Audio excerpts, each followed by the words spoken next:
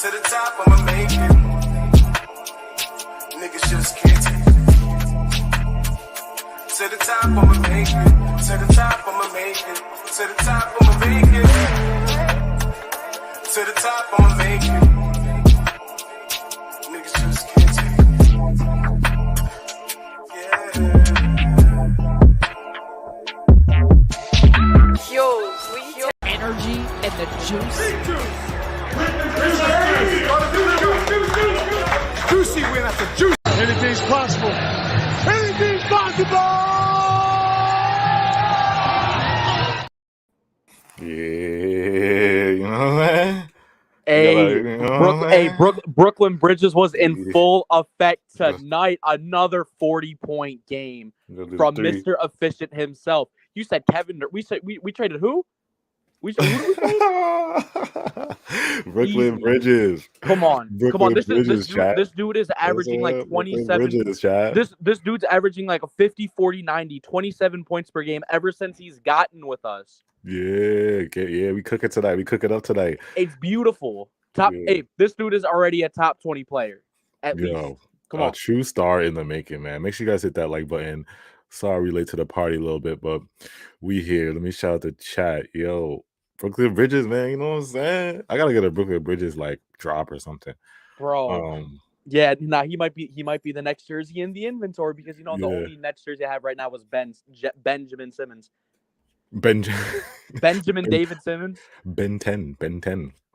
Hey, that is fire though. Hopefully he ends up fucking being good next year. Yeah, let me shout out the chat. Yo, Blade, what's good? Jared Williams, shout out Jared Williams. Isaac, Sife's in the building. All my mods was good. JJ, yo, Khalil was good. BB, who else is in here? Mello, Perk 30 in here. Where's my guy Perk 30? Hold My Latte, yo, Dante, Chuck Beaven, shout out Chuck Beaven. Who else is in here? Email was popping. BG was good. Was that Barry? Was good, Barry. My guy Barry in here. Shout out Barry. What else is in here? Yeah, bro. Brooklyn Bridges, bro. Like, let's talk about it. Like, bro, what is good with this guy, bro? It's unbelievable. Let's start in the first quarter, though. The first quarter was interesting. It's funny because remember when you texted me like, "Wow," and then right when you texted me, "Wow," the Hawks went on a run in that. And who was the leader of that? Not Trae Young, DeJounte Murray. We talked.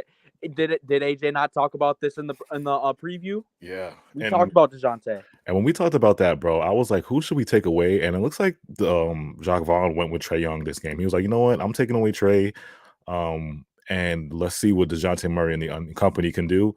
I mean, even though Trae Young did help us out with just putting out a stinker tonight. What was he? 0? I forgot what the stats was, but it was really, he put out a stinker tonight with Trae Young. But I'll have the stats up in a minute. So. Yeah, this first quarter, Hawks led the Nets 33-25.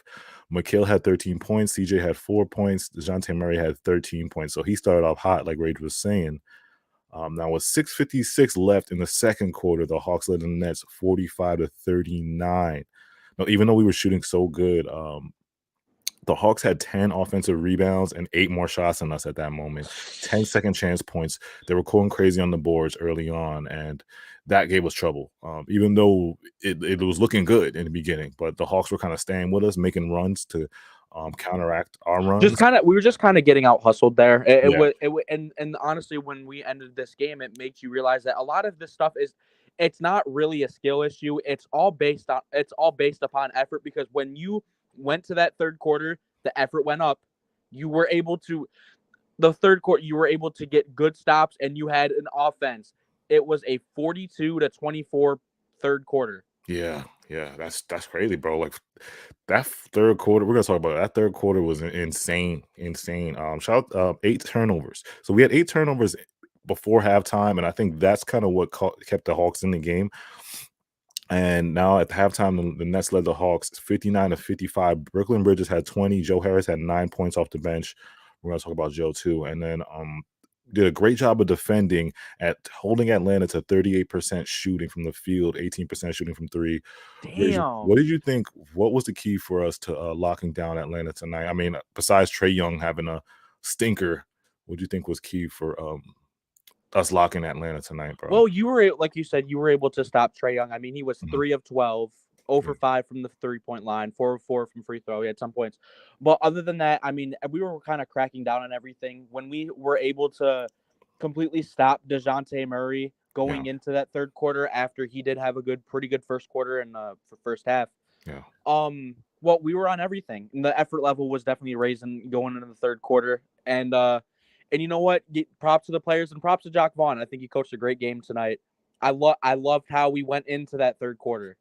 How we went into that third quarter. I loved it. That third quarter, bro, like I said, it was just so beautiful. We scored 42 points. You said 42 points in that third. 42 points. It was really just like Mikal Bridges, man. I mean, let's talk about him real quick because he is a true star in the making. I mean, if he keeps playing at this level, like the sky is the limit, bro. And the efficiency, you know, the mid range, the 3-level scoring. He is like an official 2-way 3-level guy. You know, he can play defense. He'll get after it on the defensive end, and at the same time, he's giving you efficient and knock on wood, AJ. But this dude does not get hurt. He does not. Has he gotten hurt in his whole career? Like I say, knock on wood. But I mean, this dude was just a Defensive Player of the Year candidate. Was runner-up actually, and now you got this. Yeah. Yeah, and it's incredible. Every time I watch Mikal Bridges, I'm like, bro, it's like automatic. The scoring's automatic, bro. It's like he doesn't really have, I mean, a offensive weakness. I mean, it's really incredible to watch, you know, him kind of grow into his own. Because we thought it was gonna be on the Suns. We're like, oh, he's a role player. You know, he's a role player. He helps out CP3. He helps out Booker. But here, it's like you just see him unleash, and it's like, whoa.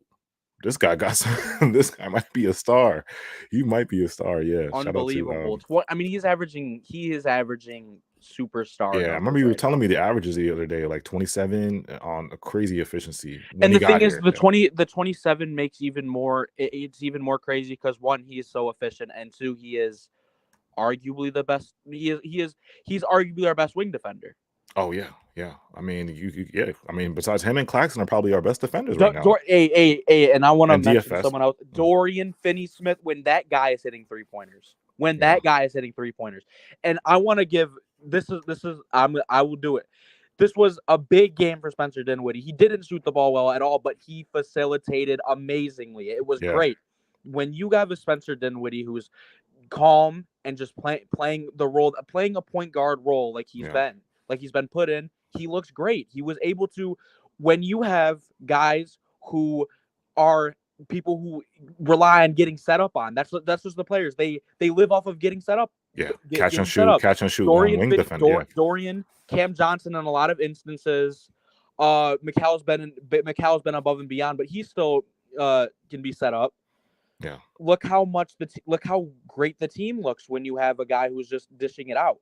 And the thing was, it's like he had 9 points, but I thought he looked.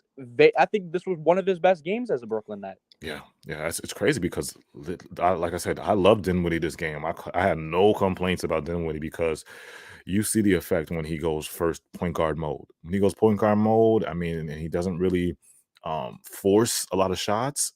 It's just, and he lets the offense just flow through him. Point guard wise, it's beautiful. It's like you see how the offense was tonight. 42 points in the third quarter. And you want to and when I texted you this and this is how it goes. Dorian Finney-Smith, when he's hitting his threes, he's unbelievable. And when you have Spencer Dinwiddie setting him up, and you got guys setting those guys up, look at the offense. Look at the offense. Beautiful tonight, and man. Doe is always locked on defense. Yeah, man. That third quarter, it was like I said, we blew the game wide open. I think they made a small run a little bit after that, the big third quarter, but I guess we just handled them after that in that fourth quarter. But let's talk about CJ2s tonight, bro. Because I remember last preview, I was telling you like who's more, and you were right because you ended up being right. I was like, who's more important to our offense, Spencer? You know, getting Spencer going and getting him in his point guard bag, or CJ offensively hitting threes and being a sniper. And then you told me Spencer. So it's like this game was literally proof of that, bro. Like Spencer, and the thing was, in Cam Johnson, this is like he could even be another guy like how Mikal is. Like he could look great in a role where he's given the ball a lot.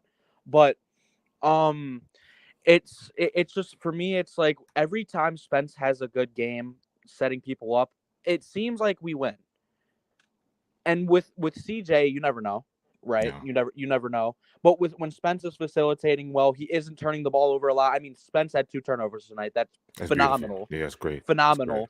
And you see where the 12 assists were able to get you. I mean, you shot 45.5% from 3 tonight, and I don't think any really shots were forced like that. Like there was some, but that's going to happen in an NBA game. There's going to be forced 3-pointers. Yeah, facts. Shout out to let me read some of the chat. Shout out to Cypher. He said 14 points for Claxton, 12 rebounds, 6 for 7. Shout out to Claxton tonight. I really, really liked his aggressiveness on the boards, and that one play too, where he was fighting with Clint Capella. It was great to see, man. Like he was on the boards, like, you know what, these guys got a front court, but I'm Nicholas Claxton. Like, let me show you who I am. I'm here too. So like he showed up. You know, he was big time too on the boards. Yeah, he's another guy. It's been nice to see. Like the leap, yo. Claxton's defense is always there. Always. It's always there. But what I love about him offensively is that, and even though he could be even bigger offensively if we used him more, but he is able to take it to the rack and convert. We weren't seeing that a lot like last year and prior years and stuff. He's taking it, and he's stronger than obviously people think, and he's able to put it up over someone and hit off the glass, and it's going to go in. And it's going to go in, and he still can work on the post game, but it still looks pretty good. Yeah. Yeah, once he takes that jump shot, like I said, he needs to turn his game more into like a Chris Bosh, and I see it every day. He had a pretty move that he missed a lay, like he had a spin move, right hand lay. I think he switched hands. He got fouled on it. Yeah, he got that foul. He like those are the type of things he's capable of. He adds that jump shot. You know, I could see him get into that Chris Bosh level, bro. Like you know what I'm saying, like that, and he's even better because he's more athletic. Chris Bosh could guard 1 through 5, but not at the level Claxton is. You know, I think Chris Bosh is more like 3, 4, 5 kind of guy. He wasn't guarding no guards like this, you know. So he'd be a new level Chris. You know, this is a defensive player of the year candidate right now. Yeah. Tonight was. I have no complaints, bro. I mean, it's good to see, and we talked about this in the preview about the Hawks. It's like, and shout out to the Hawks fan that commented on our preview. I pinned the comment. He said, "Yo, y'all are gonna win tonight." Because the Hawks do this every time to me. He was like, one game they'll win. They just beat the Cavs last game.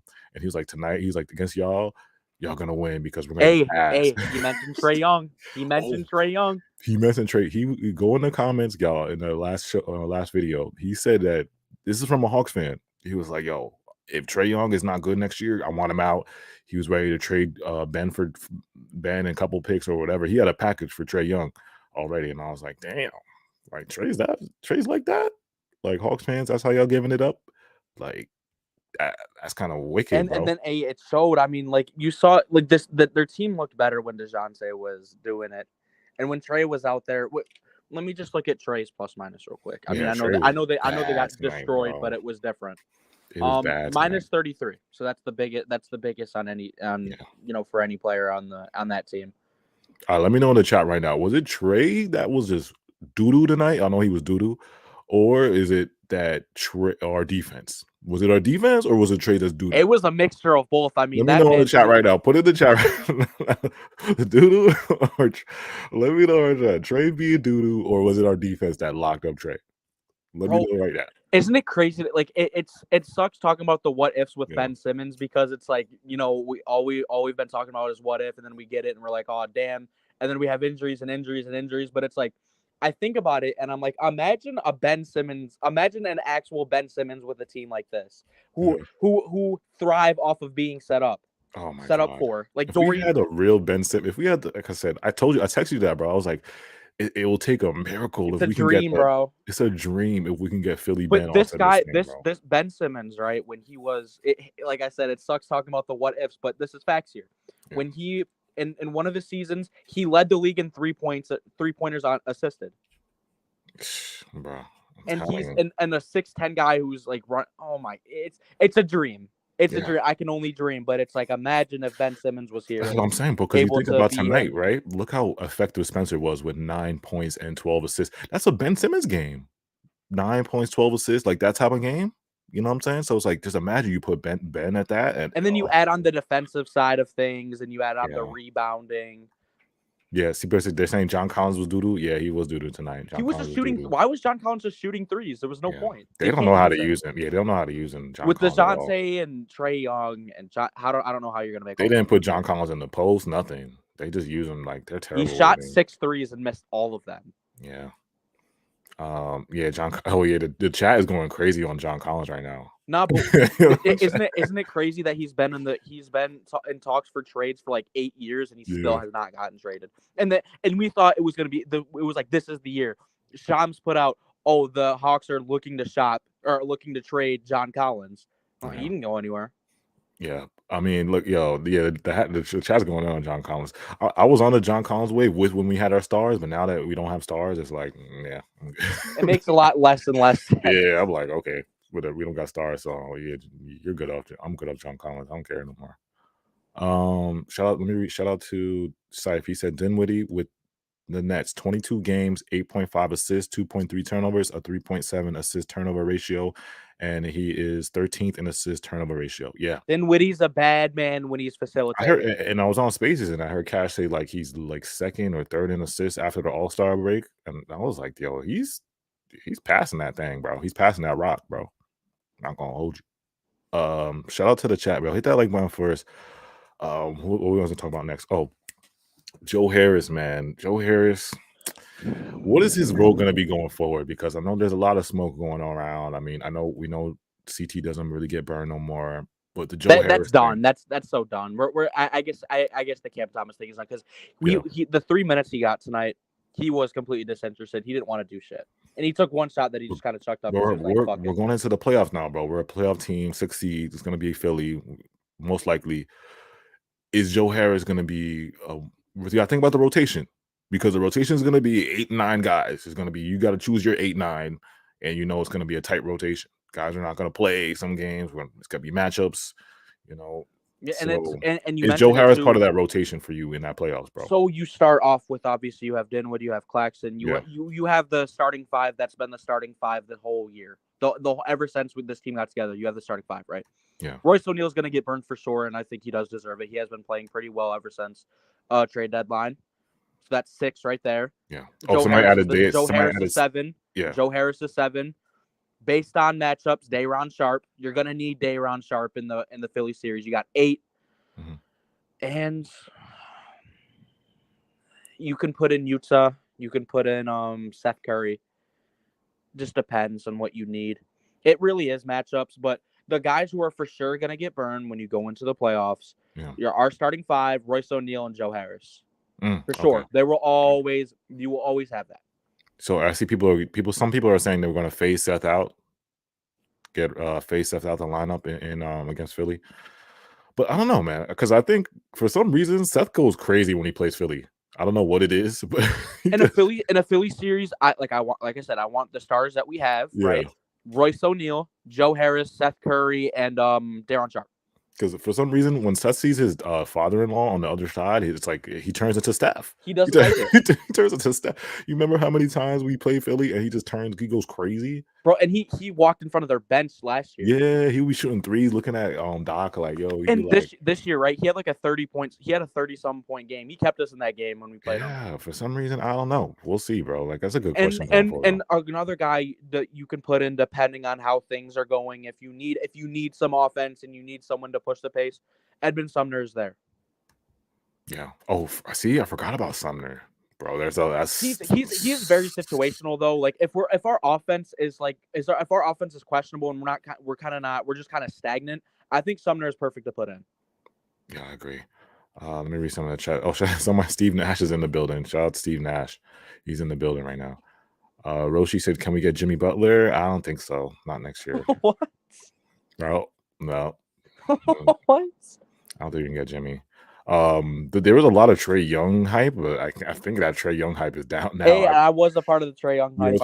I won't lie, but I can officially say I could live without him.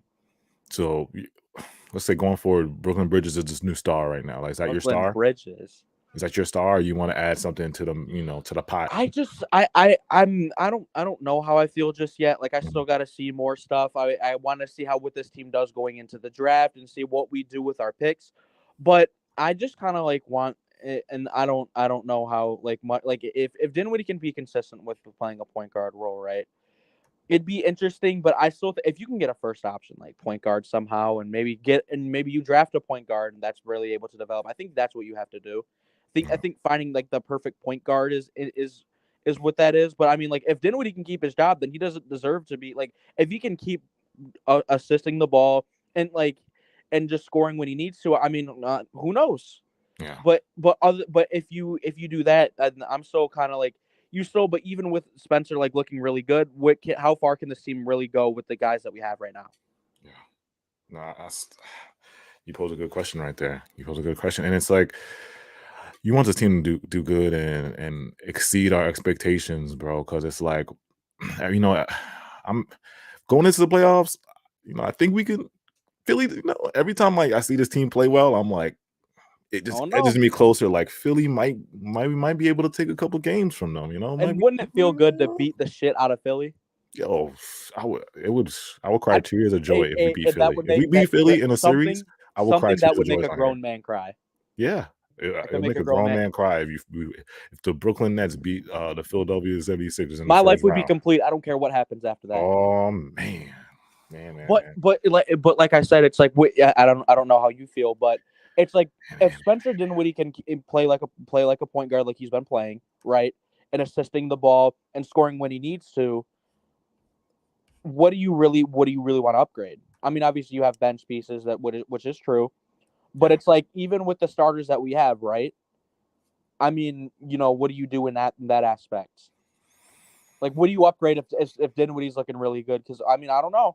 I want to see us play like the Philly series will be great to see how this team does and what we need to improve on, because that will be a team that it's a 7-game series and you can see what the bads were, because you saw the Celtics last year and you were like, well, we need to get better at everything. Yeah.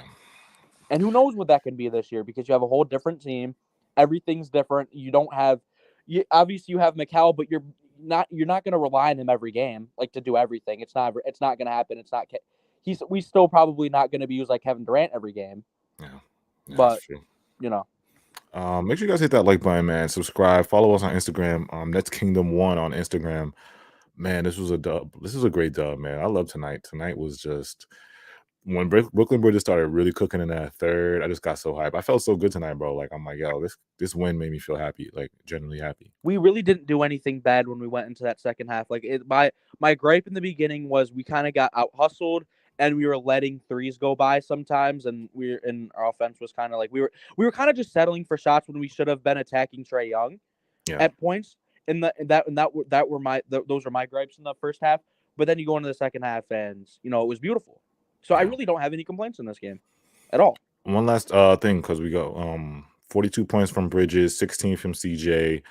We got to talk about real quick. This is the last guy we're going to talk about, and we out of here. 19 points from DFS, bro. 4 for 6 from 3, 8 rebounds. DFS has had like an up and down season. After coming off this Mavs trade, he just offensively has been really bad. Like it's been bad for DFS. But he's had some games where he just shines. So what do you think about DFS, like his role going forward? He's the starting four. He's a defender, but do you think it's just we rely too much on him being hot from 3, or he should have another kind of role? Should he drive to the basket more? What do you think about DFS? Well, you see when you watch DFS, right? He's a guy who does thrive off being, when he's set up. Yeah. And when you have Dinwiddie, right, he's going to be the guy where if you need a 3, that he'll give it to you. And then you already know what his defensive role is. I mean, he's guarding everyone. But offensively, it's like he just needs to be the guy who's going to hit an open 3. And if you have Dinwiddie being a point guard, that's going to be the perfect role for him to just be like what he was in Dallas, because he was being able to be set up by Luka, and Brunson and Dinwiddie. It's like if you can have like Dinwiddie being a point guard, I mean, Dorian can be really, really, really, really crucial, because Dinwiddie dished out 12 tonight, dished out 12 assists, and when Dorian's open, he can hit. Yeah. Shout out to you guys. And you guys, I see the chat right now. Somebody said, Isaac said DFS tonight was good. Saif said if DFS can give us 10 points a game, he should be fine. Shout out to Nick. Can't forget DFS. His game is defense power. Shout out to Gerald. Once DFS gets his offense, we should be good. He is cutting more. Appreciate that, man. That's really good. Shout out Chuck. He said DFS. He is garbage. He don't have any other game. Okay, somebody is not feeling DFS. And then Wavy said DFS is fire. He's good. He's tall, defensive. He can shoot. Chubb said DFS just needs to hit his shots. Shout out to Chubbs. What's good, bro? And my Holy King, we need DFS for the playoffs.